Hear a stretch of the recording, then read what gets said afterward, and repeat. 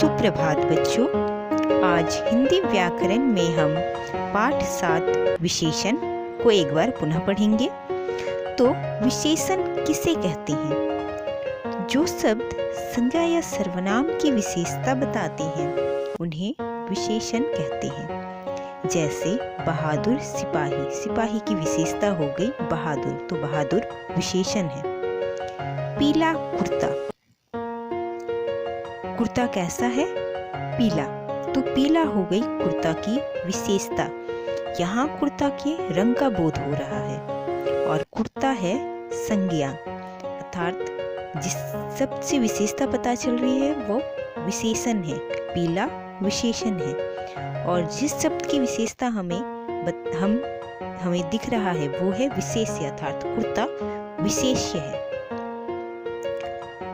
बड़ी मछली, मछली की विशेषता क्या है? बड़ी। और किसकी विशेषता पता चल रही है हमें? मछली की। तो बड़ी हो गई विशेषण और मछली विशेष्य, अर्थात संज्ञा को विशेष्य कहते हैं। और विशेषण जिस शब्द से विशेषता पता चल रही है हमें किसी संज्ञा की, उसे विशेषण कहेंगे। ठीक है, आगे देखते हैं। हरा भरा पेड़, तो हरा भरा हो गया विशेषण और पेड़ हो गया संज्ञा, अर्थात यहाँ पेड़ की विशेषता, पेड़ कैसा है वह पता चल रहा है। पेड़ की अवस्था का ज्ञान हो रहा है हमें। तो रंग, आकार, अवस्था, ये सब का ज्ञान जब होता है तो वो होता है विशेषण। इस शब्द का बोध, इन सब चीजों का रंग, अवस्था और आकार का बोध होता है। तो कोयल काली है, कोयल क्या है?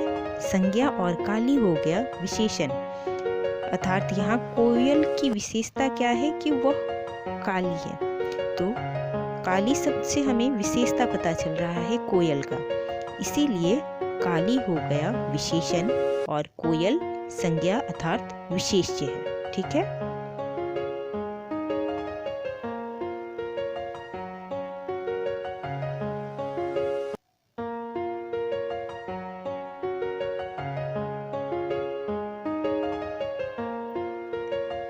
एक लीटर दूध दीजिए, अर्थात दूध कितना चाहिए? 1 लीटर।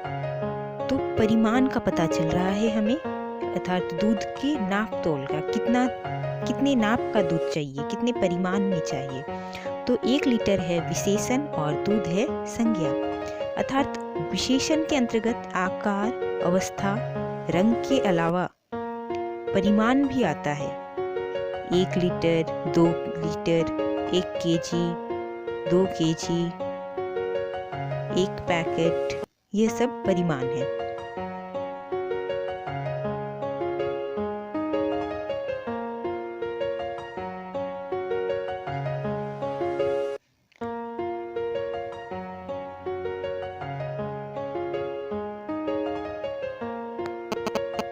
यह लड़का पतला है, अर्थात लड़का की विशेषता क्या है कि वह पतला है। तो पतला हो गया विशेषण और किसकी विशेषता हमें पता चल रही है?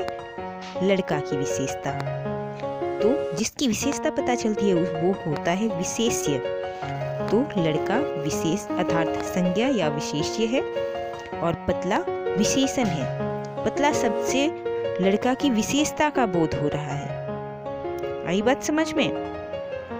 बहुतों ने गलत किया था पिछली बार, तो इसीलिए मैं यह वीडियो बनाई हूँ ताकि आपको अच्छे से समझ में आए। अब आगे देखिए, ये आम पके हैं। ये आम कैसे हैं? पके हैं। तो आम की अवस्था कैसी है कि वो पका हुआ है। तो पक्का अर्थात पके जो शब्द है वो है विशेषण और किसकी विशेषता पता चल रही है हमें? आम, अर्थात आम जो संज्ञा है वो है विशेष्य। तो विशेष्य कौन सा है, विशेषण कौन सा है, आपको समझ में आ रहा है? मेज पर कुछ पुस्तकें रखी हैं। मेज पर कुछ पुस्तकें रखी हैं। इसमें कुछ जो है वो भी क्या है? परिमाण बता रहा है कि कितनी सारी पुस्तकें हैं। कुछ मतलब सब, और पुस्तकें अर्थात संज्ञा। तो पुस्तकें हैं यहाँ विशेष्य या संज्ञा और कुछ है विशेषण, जो यहाँ पुस्तक की परिमाण का बोध कर रहा है कि कितनी सारी पुस्तकें हैं, बहुत सारी, थोड़ी सी, तो ये भी परिमाणवाचक ही है, जिसमें जिस विशेषण में हमें परिमाण का बोध होता है, पता चलता है कि कितना है, भले वो निश्चित हो या अनिश्चित, पर परिमाण का बोध हो रहा है।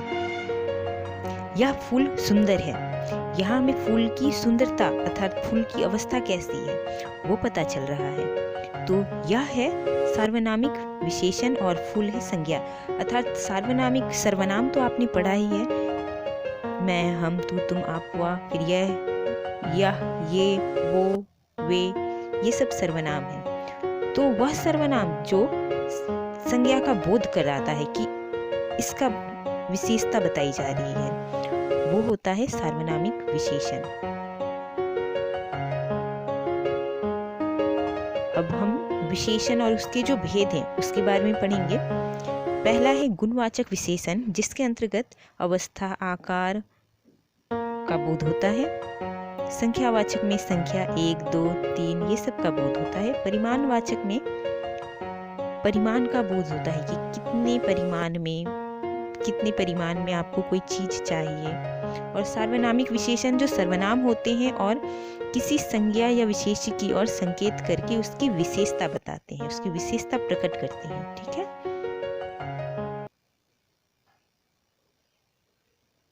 तो अब हम इसे एक एक को पढ़ेंगे। गुणवाचक विशेषण है क्या? वे शब्द जो संज्ञा या सर्वनाम शब्दों के गुण, दोष, आकार, रंग, रूप, अवस्था आदि बताते हैं, वे गुणवाचक विशेषण कहलाते हैं।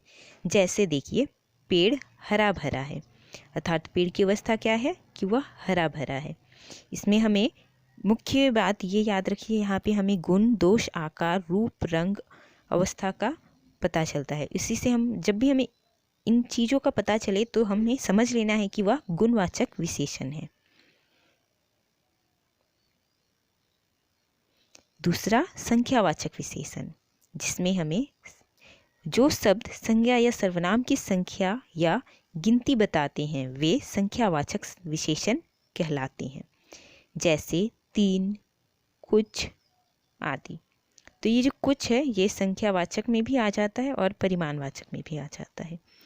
मेरे पास 4 कलम है, मेरे पास कितने कलम है? 4। तो यहाँ संख्या का बोध हो रहा है। जब भी संख्या का बोध हो तो समझ लीजिए वह कौन सा विशेषण है? संख्यावाचक विशेषण। इसके नाम में ही दिख रहा है संख्या।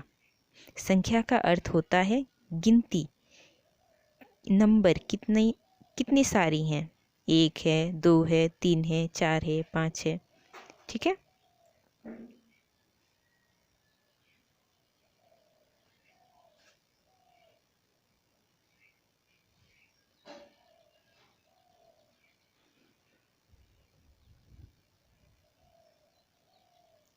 अब तीसरा है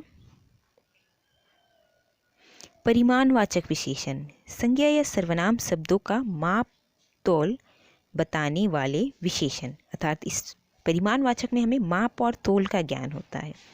परिमाणवाचक विशेषण कहलाते हैं वो, अर्थात नाप तोल बताने वाले विशेषण शब्द परिमाणवाचक विशेषण कहलाते हैं।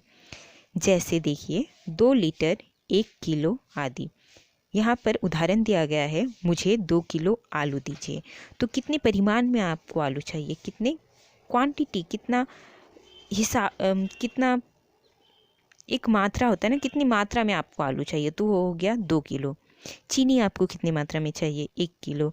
तो यह जो है 2 किलो, 1 किलो, जिससे संज्ञा शब्द का परिमाण अर्थात आलू का परिमाण पता चल रहा है यहाँ पर। तो जिस शब्द से परिमाण का पता चले वो होता है परिमाणवाचक विशेषण। तो यहाँ 2 किलो परिमाणवाचक विशेषण है और आलू है विशेष्य या संज्ञा। ठीक है, अब आगे हम देखेंगे चौथा।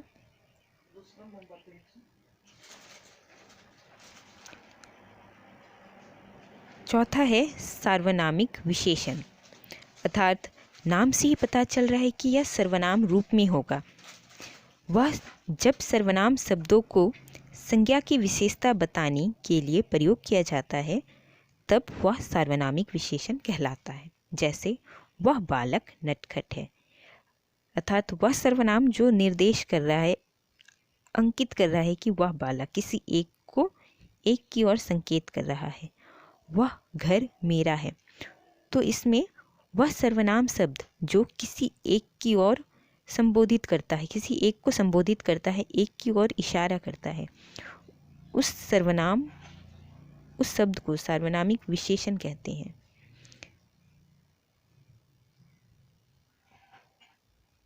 तो आज के लिए इतना ही। थैंक यू, धन्यवाद।